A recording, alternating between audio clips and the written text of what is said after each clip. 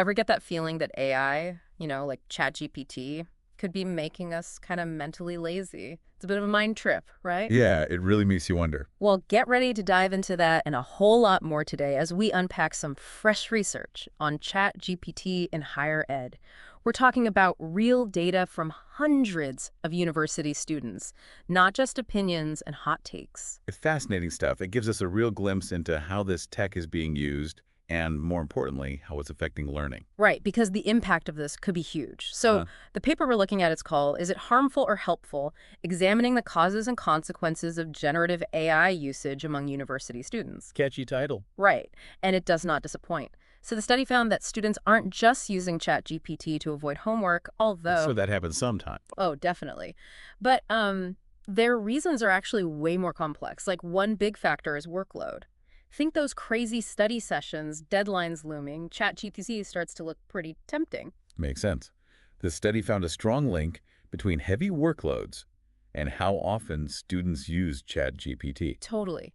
When you're feeling the pressure, a quick fix is super appealing. It's like having a magic study buddy who can whip up an essay overnight. Right? Speaking of magic, the study also found this weird paradox around grades. You'd think students who are obsessed with getting A's would be all over ChatGPT, wouldn't you? Yeah, you'd assume that. But not always the case. It seems that some of the highest achieving students, the ones who stress about their GPA, they're actually hesitant to use it. Hmm. Interesting. Why do you think that is? Well, they're worried about getting caught. So for them, that risk, it's bigger than the potential reward of a better grade. It's kind of like, and hear me out on this, using a GPS for every single trip. Yeah, it's easy, it gets you there fast, but you never actually learn the route yourself. I love that analogy because relying too much on a GPS can leave you totally lost without it. Exactly. And the research suggests the same could be true for students. Relying too much on AI could mean trouble for their ability to, learn and remember things on their own. It's about finding that balance, which Yeah. is what this whole deep dive is about, right? Huh. But I'm curious, the study also looked at how a student's emphasis on quality played into their use of ChatGPT, what they find there. So it wasn't as straightforward as you'd think. Some students who were all about high quality work, they liked ChatGPT. They thought it could give them an edge, make their work even better. But then others were actually turned off by it. Really? Yeah, they felt like using AI was like cheating themselves out of really learning the material. Wow.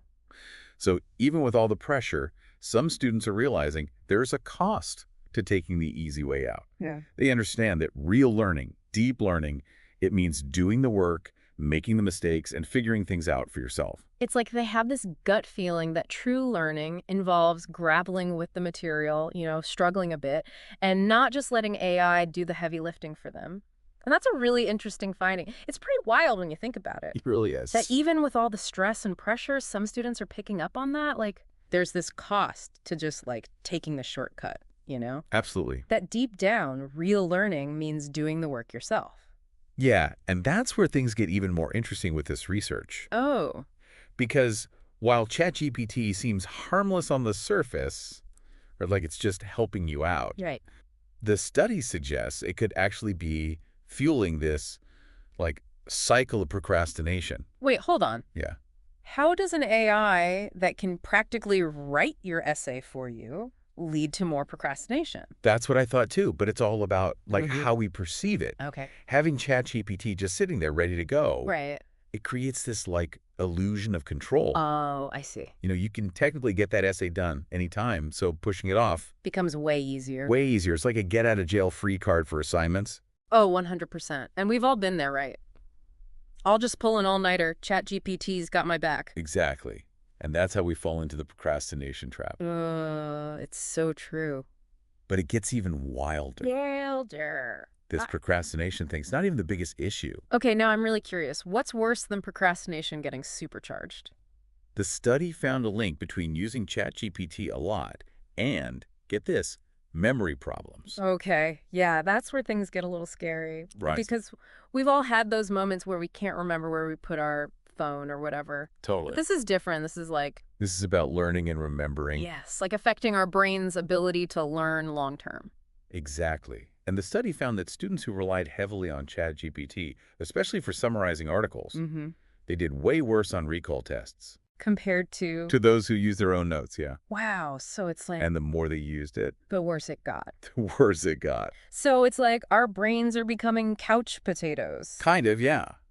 We're outsourcing the mental heavy lifting to AI. Instead of our brains getting a workout by, like, engaging with the material ourselves. Yes. Instead of dipping into research, figuring out argument, Making the connections ourselves. we're just letting ChatGPT do all the thinking for us. Which makes sense if you think about it. It does. If you're not actually using your brain, how are you supposed to learn? It's like using a calculator for every math problem, even the easy ones. Right. You might get the answer quickly, but you're not actually strengthening your own skills. And then when you actually need those skills, you're kind of up a creek without a paddle. But let's be real, for a lot of students, the biggest concern is probably, Grades. yeah, grades. All this other stuff is important, but how does using ChatGPT affect their GPA? Right. And unfortunately, Yeah. the research suggests it might actually be hurting those GPAs. Which honestly makes sense. Right. If you're not really engaging with the material, if you're not pushing yourself to think critically, Yeah, if you're not making those connections yourself, are you really learning? that's the million-dollar question, isn't it? It is. Because ChatGPT can give you the shortcut, sure, Mm-hmm.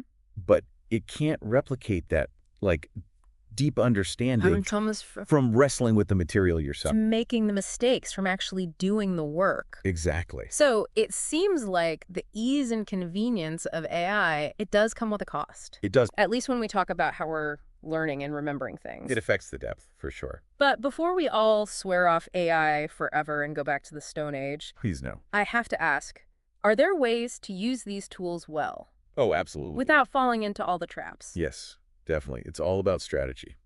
So we've uncovered some, like, potential downsides to AI in school, but does Yeah. that mean ChatGPT is, like, the villain in our story? I wouldn't say that. Should we all delete it from our browsers and, like, go back to the Stone Age? Definitely not.